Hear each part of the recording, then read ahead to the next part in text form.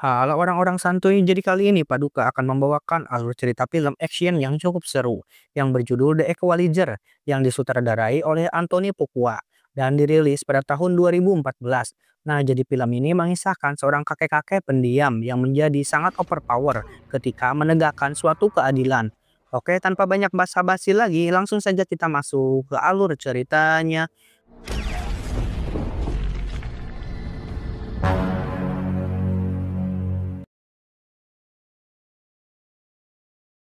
Film diawali dengan seorang pria parubaya yang bernama Robert Michael yang sedang bersiap-siap untuk berangkat ke tempat kerjanya. Diketahui Robert sendiri kerja di sebuah supermarket yang kita sebut saja Pajar Mandala. Dan Robert juga ternyata mengidap suatu penyakit yaitu OCD yang membuatnya selalu harus perfeksionis ketika melakukan suatu pekerjaan. Contohnya ketika ia mencuci piring saja, ia terus mengatur timer di arlojinya. Begitu pula dengan kegiatan yang lainnya. Di saat Robert di tempat kerjanya, ia sangat disukai sekaligus dihormati oleh para rekan kerjanya. Setelah itu, ia makan siang bersama sahabatnya yang bernama Rapi. Rapi mengatakan kepada Robert bahwa ia sedang cutting alias program menurunkan berat badan. Hal itu dilakukan guna mendaftar menjadi satpam komplek elit. Nah, si Rapi ini harusnya makan makanan yang low kalori. Ia malah memakan junk food. Alhasil Robert menasihatinya. Nah, ketika di malam harinya Robert yang tak bisa tidur, ia pergi ke sebuah kedai kopi milik Mang Ucok. Di sana ia membaca buku sambil ngetes santuy. Nah, beberapa saat kemudian ia ditegur sapa oleh seorang gadis pelacur yang bernama Alina. Nah, si Alina ini menanyakan buku yang sedang Robert baca. Robert mengatakan bahwa buku itu menceritakan tobatnya seorang pelacur muda karena terjangkit penyakit HIV. Sontak saja Alina kesal dan ia bergegas pergi dari kedai kopi itu. Ia dijemput oleh taksi online.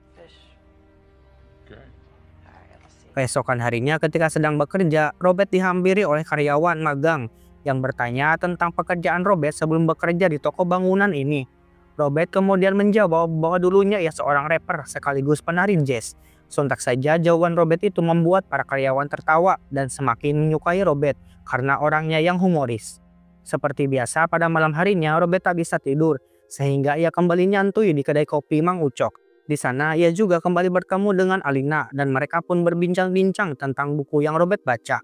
Nah, di tengah-tengah obrolan itu Alina dijemput oleh muncikarinya yang bernama Slappy. Pada awalnya Alina menolak untuk menemui pelanggannya yang petantang petenteng arogan. Namun karena ia takut disiksa oleh Slappy, pada akhirnya ia dengan terpaksa menemui pelanggannya itu yang merupakan seorang om-om bertubuh gendut. Nah, di hari libur bekerja, Robert menyempatkan waktu untuk melatih Rapi untuk olahraga kardio. Menurut Robert, latihan keras ini sangat berguna bila mana nanti ada keadaan darurat dan Rapi dipaksa harus menyelamatkan orang ke tempat yang aman dengan mudah.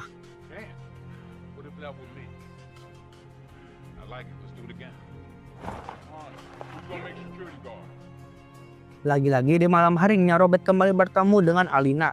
Ia kemudian memberikan sepotong donat ke gadis muda itu. Namun kali ini ia melihat wajah Alina yang lebam seperti habis dipukuli. Alina yang merasa ada perhatian kepadanya, ia kemudian duduk di dekat Robert. Dan ia mengatakan bahwa ia sangat hobi bernyanyi dan bercita-cita ingin menjadi seorang penyanyi terkenal. Ia kemudian memberikan rekaman CD ketika ia menyanyi. Alina juga menanyakan kenapa Robert selalu sendiri. Robert menjawab bahwa istrinya sudah meninggal beberapa tahun lalu. Dan ia juga mengungkapkan alasan ia suka membaca buku. Hal itu karena ia ingin menyelesaikan cita-cita mendiang istrinya yang ingin menyelesaikan membaca 100 buku. Setelah itu keduanya pergi dari kedai tersebut dan berjalan-jalan sambil menceritakan kehidupan antara satu sama lainnya. Ketika di tengah-tengah obrolan tiba-tiba Slappy dan anak buahnya yang bernama Tepi menghampiri mereka berdua. Slappy dengan ujuk-ujuk langsung menampar Alina. Ia juga mengatakan pada Robert bahwa gadis ini sangat berbahaya karena melukai pelanggan sebelumnya. Hal tersebut terpaksa Alina lakukan karena pelanggan tersebut meminta Alina untuk melakukan hal aneh, yaitu memaksa Alina untuk meminum air kencingnya si pelanggan tersebut. Slappy kemudian dengan kasar memasukkan Alina ke dalam mobil dan ia juga memberikan kartu bisnisnya. Ya siapa tahu Ichi bos Robert ingin bermain-main di kemudian hari.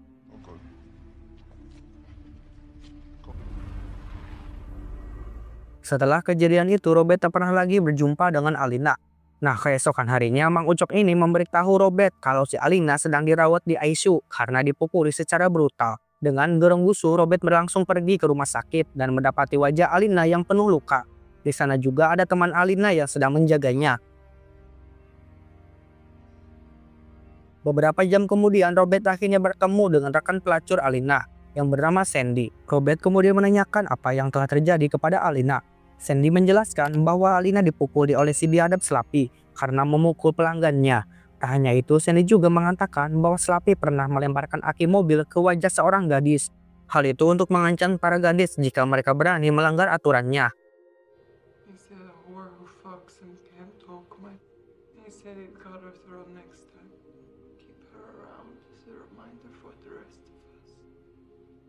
Adegan kemudian memperlihatkan Robert di rumahnya.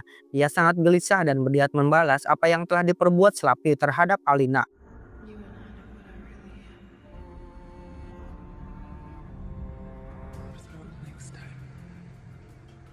Maka dari itu Robert akhirnya pergi ke kafe milik Slappy. Robert dengan gagahnya langsung memasuki kantor Slappy, yang dimana di sana ada Slappy dan 3 orang anak buahnya. Robert langsung memberikan amplop yang berisi $9.800 dan ia meminta Slappy untuk membebaskan Alina dari bisnis haram ini. Sontak saja Slappy dengan anak buahnya ketawa terbahak-bahak sambil mengejek Robert sebagai pahlawan kesiangan. Slappy menjelaskan bahwa Alina masih muda, sehingga ia masih bisa menghasilkan uang lebih dari $10.000 hanya dalam 1 bulan saja. Maka dari itu Robert hanya bisa mendapatkan kebebasan Alina selama 1 bulan saja. Slappy kemudian menyuruh Robert untuk membeli waria saja di pinggir pasar karena harganya yang murah. Robert kemudian mengambil kembali uangnya dan hendak pergi dari sana. Namun ketika berada di pintu ruangan, Robert malahan mengunci pintu tersebut. Setelah itu ia mengamati semua orang yang ada di sana dan senjata yang mereka gunakan. Lalu ia menyetel waktu di arloji kesayangannya dan langsung membantai Slappy dan ketiga anak buahnya.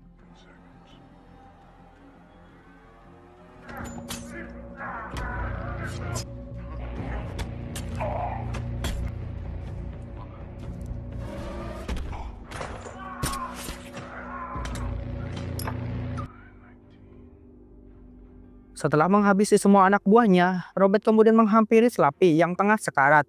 Ia juga mengatakan bahwa Slappy akan mati dalam waktu 19 detik dari sekarang.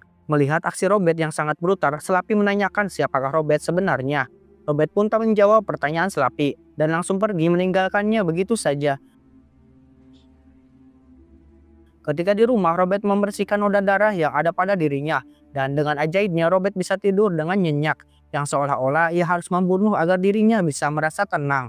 Di pagi harinya Robert melihat berita televisi yang memberitakan pembantaian geng mafia Slappy. Dalam berita itu, para petugas polisi menyimpulkan bahwa pelakunya adalah dari geng saingan Slappy. Dan diketahui ternyata Slappy ini adalah keluarga dari sindikat mafia Rusia yang dipimpin oleh pejabat korup Rusia yang bernama Vladimir Pushkin. Pushkin kemudian mengirimkan tangan kanannya atau hakim di sindikat mafianya yang bernama Teddy untuk menyelidiki apa yang telah terjadi kepada Slappy. Teddy kemudian tiba di Boston untuk menyelidiki pembunuhan Slappy. Ia juga dibantu oleh polisi korup yang dibayar oleh Pushkin, dan salah satu dari mereka adalah seorang detektif yang bernama Frank. Dalam obrolan itu mereka berdua menduga bahwa pelakunya itu adalah geng mafia lain. Scene kemudian memperlihatkan Robert di tempat kerjanya. Ia heran kenapa Rapi tidak berangkat, yang padahal hari ini tepat hari tes satpam. Karena merasa janggal dan khawatir, ia kemudian pergi ke restoran Ibu Rapi untuk menemuinya, di mana di sana ternyata Rapi sedang membantu ibunya beres-beres setelah terjadi kebakaran di dapur restorannya yang diduga akibat kebocoran gas. Rapi juga meminta maaf kepada Robert karena ia tak bisa mengikuti tes satpam karena keluarganya kekurangan uang. Sementara itu, di sisi lain, Teddy yang ditemani Frank menemui kantor gangster Irlandia yang bernama Alex. Ia ke sana untuk mencari orang yang telah membunuh Slappy. Namun Alex mengatakan bahwa ia dan gengnya tak sedikit pun mengusik geng Rusia.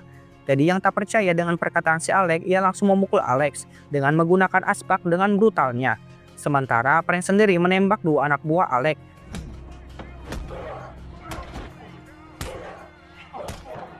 Setelah keluar dari kantor tersebut, Teddy mengatakan pada Frank bahwa aksi tadi adalah sebagai contoh agar pada geng mafia yang ada di Boston tidak macam-macam dengan geng mafia Rusia.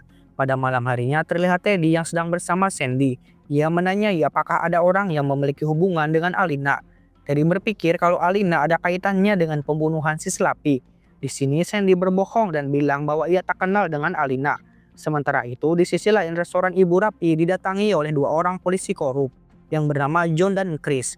Mereka berdua memalak Ibu Rapi dengan dalih sebagai uang keamanan. Dan jika Ibu Rapi tidak mau memberikan uang, maka mereka berdua akan merusak restoran ini. Dan ternyata kedua polisi korup inilah yang telah membakar dapur restorannya ibunya Rapi.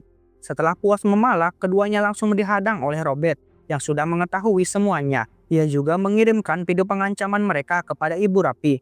Mengetahui keduanya dalam bahaya, kedua polisi korup itu mengancam Robert untuk menghapus videonya.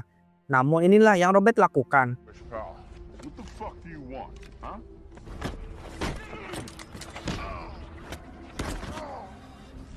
Setelah menghajar keduanya, Robert meminta mereka untuk mengembalikan uang hasil malak tadi kepada Ibu Rapi. Atau jika tidak, maka Robert akan memviralkan video pemalakan mereka berdua di hadapan publik. Karena takut mereka akan viral dan karirnya akan hancur, akhirnya kedua polisi itu mengembalikan uangnya kepada Ibu Rapi di keesokan harinya.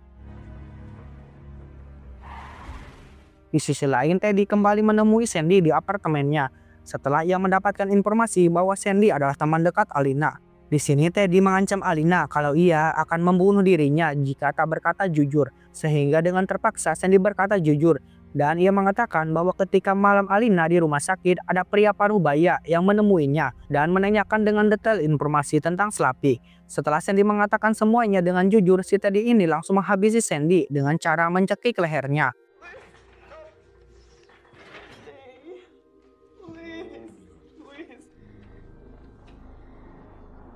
Setelah itu pada malam harinya ia memberikan foto Robert yang terekam CCTV ke para polisi korup. Di sana ia menyuruh para polisi korup itu untuk menyelidiki tentang Robert karena ia menduga kalau Robert bukanlah aki-aki sembarangan. Beberapa hari kemudian memperlihatkan para karyawan toko bangunan Robert bekerja yang sedang bermain baseball. Di sini memperlihatkan ada Rapi yang datang mengenakan seragam satpam dan ternyata ia berhasil lolos tes menjadi satpam. Semua itu berkat nasihat serta pelatihan ketat dari Robert. Keesokan harinya ketika Robert sedang bekerja, ia melihat ada seorang perampok yang meminta sejumlah uang kepada kasir toko yang bernama Jenny. Robert yang melihatnya berniat melawannya, namun bersamaan dengan itu ada dua orang bocil yang datang ke toko itu, sehingga ia mengurungkan aksinya. Robert juga membiarkan si perampok untuk mengambil uangnya, namun si perampok itu tak puas dan meminta cincin kawin milik Jenny. Robert pun menyerahkan cincin tersebut. Setelah itu ia mengikuti si perampok dari belakang untuk menghafal ciri-ciri beserta nomor plat mobilnya. Keesokan harinya Jenny terkejut ketika mendapati bahwa cincin kawinnya yang sudah ada di laci. Dan diketahui ternyata yang mengembalikan cincin itu adalah Robert. Robert berhasil menghabisi si perampok dengan sebuah palu. Singkat cerita, ketika Robert berada di rumahnya, ia didatangi oleh Teddy yang mengaku sebagai seorang detektif. Di sini Teddy menanyakan tentang kematian Slappy dan Alina. Ia juga menunjukkan foto kematian Sandy yang telah ia rekayasa, yaitu terjatuh dari pohon toge. Dengan tenang di sini Robert mengaku tidak mengenal dengan Slappy maupun Alina. Ia juga menanyakan surat penyelidikan polisi dari Teddy. Sontak saja Teddy memilih untuk pergi dari sana. Robert yang sadar kalau dirinya sedang diawasi oleh mafia Rusia, ia kemudian membuat alibi sebagai seorang turis. Kemudian ia membeli obat antimo dan memesan sebuah tiket pesawat. Di sisi lain Teddy sendiri terus menggali informasi mengenai Robert. Namun ia tak menemukan informasi yang aneh dan ia hanya menemukan bahwa Robert sudah bekerja di puluhan supermarket selama 40 tahun. Pada malam harinya seperti biasa Robert nyantui di kedai kopi Mang Ucok. Di sana ia melihat pengunjung yang mengenakan pakaian PLN. Namun ia langsung sadar kalau pengunjung itu adalah mafia karena memiliki tato khas mafia di tangannya.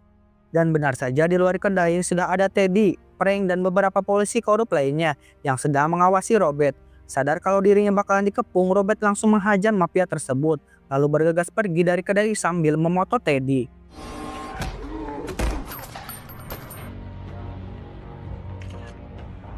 Teddy dan para polisi korup langsung mengejar Robert hingga ke rumahnya. Ketika sampai di rumah Robert, mereka menemukan obat antimo dan riwayat penerbangan milik Robert. Di sini Frank berasumsi kalau Robert sedang pergi menuju bandara. Teddy tak percaya dan mengatakan kalau Robert ada di sekitar sini. Ia juga sadar kalau aksi mereka semua sedang diawasi oleh Robert. Dan ia benar saja ternyata Robert berada di gedung sebelah sambil mengawasi Teddy dan antek-anteknya. Keesokan harinya Robert mengendari mobilnya untuk pergi ke rumah yang sangat megah di tengah-tengah perkebunan. Yang ternyata Robert pergi untuk bersilaturahmi kepada teman lamanya yaitu Susan dan suaminya yang bernama Bruno.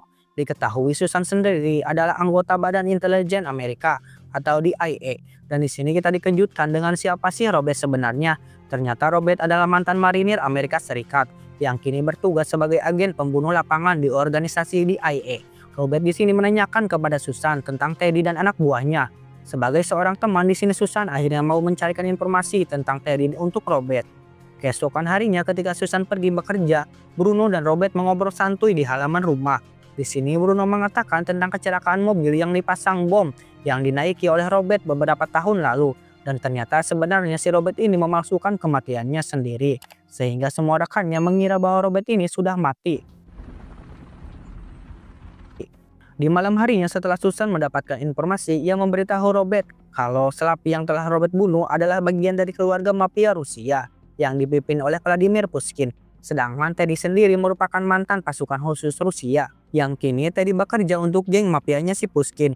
Dia ditugaskan untuk menangani kasus-kasus yang terjadi dalam geng mafia Rusia. Hal itu termasuk kematian Slappy yang telah Robert bunuh. Susan juga mengatakan kalau Teddy dan anak buahnya tak akan pernah berhenti sebelum Robert dan orang yang disayanginya mati. Robert yang sudah mendapatkan semua informasi itu, ia berniat kembali ke Boston dan membantai habis seluruh geng mafia Rusia sampai ke akar-akarnya. Setibanya di Boston, Robert langsung mendatangi Frank di rumahnya. Dia kemudian menginterogasi Frank dengan cara menjebaknya di mobil yang sudah dipasangi selang dari knalpot. Robert kemudian meminta Frank mengatakan semua informasi tentang bisnis Pushkin di kota Boston. Atau jika tidak, maka Frank akan mati menghirup gas dari knalpot mobil. Pada akhirnya Frank menyerah dan langsung membawa Robert ke sebuah tempat mafia Rusia menyimpan semua uang haram dari bisnis Pushkin.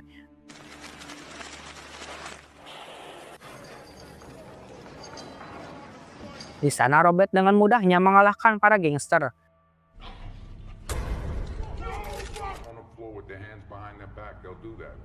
Setelah itu Robert memberikan uang pensiun kepada para pekerja dengan menggunakan uang milik Pushkin. Di sana juga Robert meminta Frank untuk memberikan data bisnis milik Pushkin yang lainnya. Di sini Frank menolak karena jika data itu bocor maka dirinya akan dalam bahaya. Robert di sini menenangkannya dan meminta Frank agar kembali menjadi polisi yang baik, yang harus melindungi dan mengayomi masyarakat. Singkat cerita, Robert berhasil menemukan data-data bisnis milik Pushkin yang tersimpan dalam sebuah flash disk. Setelah Robert pergi dari sana, para polisi datang untuk menangkap Frank dan semua gangster Rusia itu yang berada di gudang yang penuh dengan uang. Sementara itu, di sisi lain, Teddy sedang mengobrol dengan seorang pembunuh bayaran berkacamata yang ahli membunuh orang terlatih seperti Robert. Si pembunuh berkacamata itu pergi ke WC. Namun setelah sekian menit ditunggu, yang kembali bukanlah si pembunuh kacamata, melainkan Robert yang telah membunuh orang itu terlebih dahulu. Robert kemudian memberikan penawaran kepada Teddy agar Pushkin mau mencabut semua bisnisnya di kota Boston.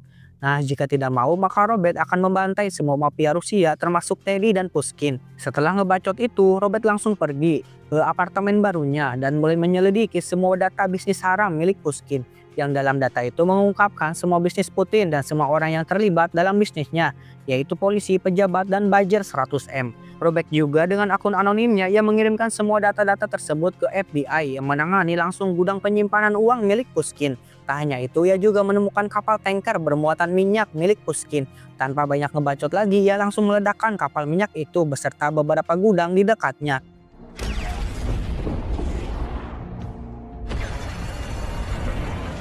Di sisi lain, Teddy tersengaja menemukan foto Robert yang sedang bersama Rapi. Di sini Teddy berniat menjadikan Rapi sebagai sandera. Teddy kemudian menelpon Robert dan mengatakan kalau anak buahnya telah menyandera Rapi dan beberapa karyawan lainnya di toko bangunan. Ia juga menyuruh Robert untuk datang ke tempat kapal tanker yang sudah Robert ledakan.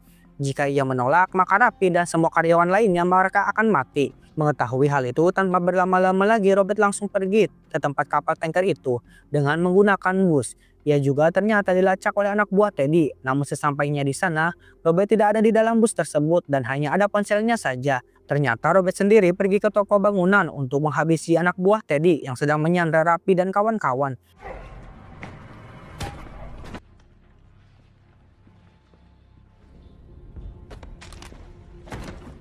Setelah membunuh kedua anak buah Teddy, Robert menyuruh Rapi untuk membawa para karyawan lainnya untuk pergi ke tempat yang aman. Bersamaan dengan itu, Teddy dan beberapa anak buahnya tiba di toko bangunan. Dan disinilah diperlihatkan bagaimana Robert membunuh semua musuh-musuhnya. Robert menghabisi satu persatu anak buah Teddy menggunakan alat-alat seadanya yang ada di toko bangunan.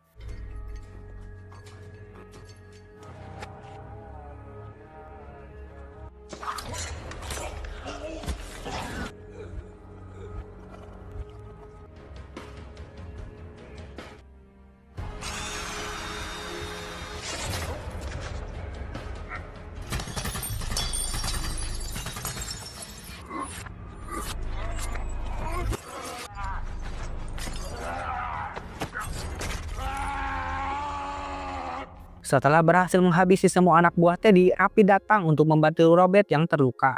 Namun sayangnya kaki si Rapi ini berhasil terembak oleh Teddy. Ketika keduanya terpojokan, Robert meminta Rapi untuk menyalakan semua lampu. Hal itu agar Robert bisa mengetahui di mana keberadaan si Teddy. Di saat Rapi berlari ke ruangan saklar itu, ia diikuti oleh Teddy yang terus menembakinya.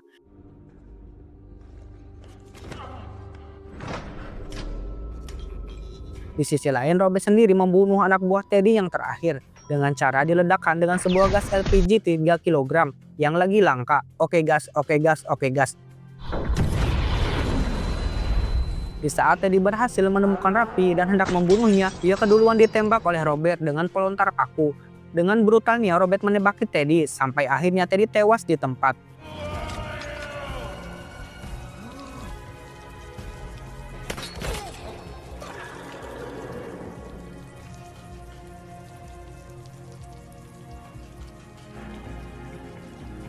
Beberapa hari kemudian setelah kejadian itu, Robert pergi ke Moskow, Rusia. Ia ke sana berniat untuk membunuh Pushkin.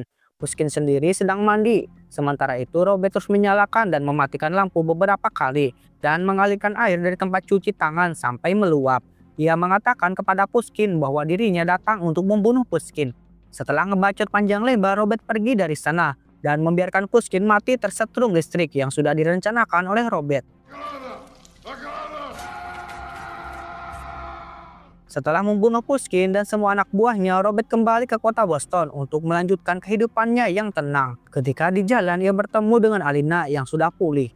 Alina memberitahu Robert kalau dirinya sudah mendapatkan pekerjaan yang halal, yaitu sebagai koki di sebuah restoran. Dan ia juga menemukan sebuah amplop yang berisi uang $9.800 yang ternyata uang tersebut dari Robert. Alina kemudian berterima kasih kepada Robert karena Robert telah membebaskan hidupnya dan merubah dirinya untuk menjadi lebih baik.